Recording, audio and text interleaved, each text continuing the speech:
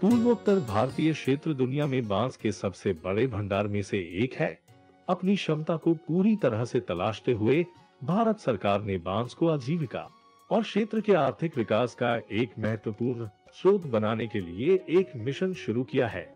राष्ट्रीय जैव ईंधन नीति के अनुरूप नुमालीगढ़ रिफाइनरी लिमिटेड ने बांस बायोमास से बायोइथेनॉल के अनन्य उत्पादन के लिए Assam bio refinery private limited नामक एक महत्वाकांक्षी उद्यम की स्थापना की है।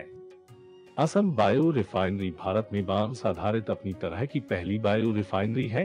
नुमालीगढ़ रिफाइनरी लिमिटेड के साथ एक संयुक्त उद्यम जिसमें फिनलैंड की 2 अन्य विदेशी कंपनियों फोटम और किनपोलिस के साथ हिस्सेदारी है। प्रति वर्ष लगभग 0.5 मिलियन मीट्रिक टन बांस का उपयोग करके 62 मिलियन लीटर ईंधन ग्रेड बायो एथेनॉल और कई अन्य मूल्यवान रसायनों का उत्पादन करने की क्षमता है। ये फ्यूचरिस्टिक ग्रीन फ्यूल परियोजना बायो एथेनॉल की प्रचुर आपूर्ति प्रदान करेगी, जो ऊर्जा आयात पर भारत की निर्भरता को कम करेगी, जिससे देश को सालाना लगभग 60 मिलियन अमेरिकी डॉलर की बचत होगी। बांस सबसे तेजी से बढ़ने वाला पौधा है। तने को काटने के बाद ये फिर से कई तनों के साथ बढ़ता है। भारत के डिजिटल परिवर्तन और ग्रामीण बैंकिंग उपलब्धता का लाभ उठाते हुए असम बायो रिफाइनरी अपने उपयोगकर्ता के अनुकूल मजबूत डिजिटल आपूर्ति श्रृंखला समाधान के माध्यम से सभी हितधारकों को प्रत्यक्ष लाभ प्रदान करेगी।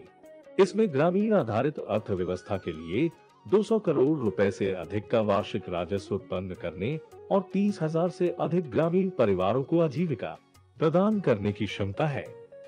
Assam bio refinery private limited द्वारा प्रचारित किसान केंद्रित क्षमता विकास कार्यक्रमों की मदद से क्षेत्र में ग्रामीण सामाजिक अर्थव्यवस्था में बदलाव आएगा।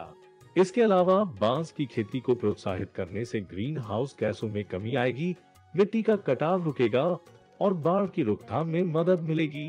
ये जलवायु परिवर्तन का भी मुकाबला करेगा और पर्यावरण प्रदूषण को भी कम करेगा। बांस की ये प्रयुक्त क्षमता को पोषित करते हुए Assam bio refinery private limited